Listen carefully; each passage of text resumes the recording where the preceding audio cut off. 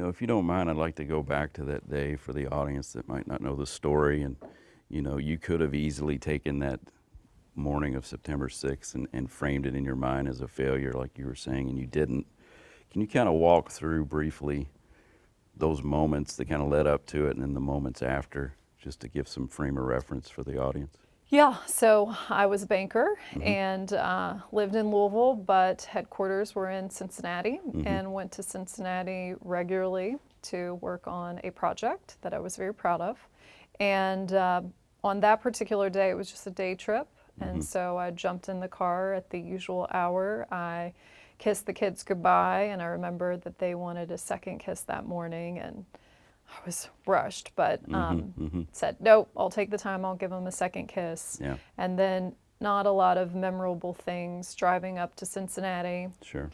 but then needing to jump on a conference call for work. And so as I walked onto the square, I was actively engaged in an important conference call, very focused.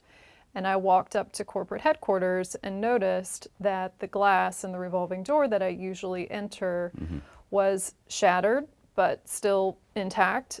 And I thought just briefly, that's weird. Maybe somebody threw a rock at the door.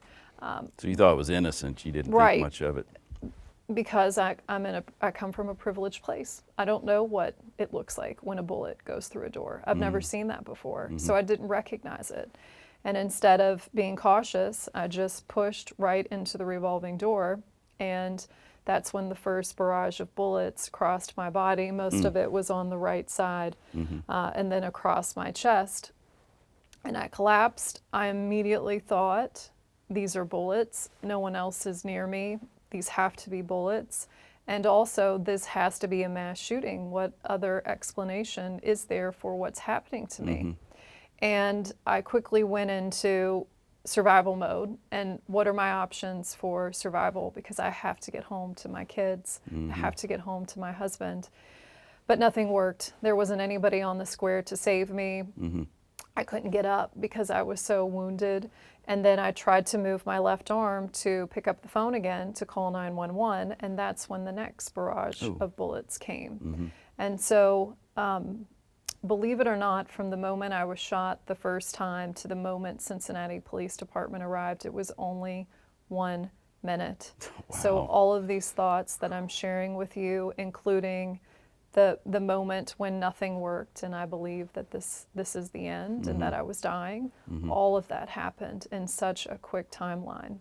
And so CPD arrived. They were so heroic. They did all the things right, especially in my case. And once they were able to take the shooter down is when they ran in and they pulled me out. I now know that I was in a really dangerous position where I was sitting.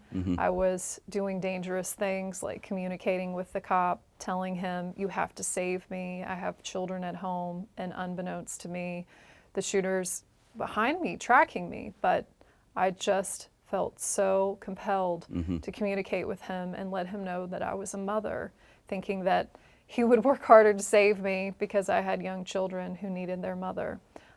So he did. His name is Alfonso Staples. We're very close to this day. I love him. And he pulled me out. And things are really fuzzy from there. I ended up in the hospital. I ended up passing out at some point from all of my injuries. But when I woke up, the nurse told me, we've concluded you're a miracle. You were shot 12 times, but none of those bullets hit a major organ or artery. Wow. And so that's where it just all ends. Immediately I knew I'm going to be okay. I got something that no one ever gets, and I have to figure out how to pay this forward. And so that's when the wheels began to turn, about Whitney Strong. I didn't know it was going to be Whitney Strong. I didn't know what we were going to do, but I knew that we had to do something. And my husband was right there with me on the same wavelength.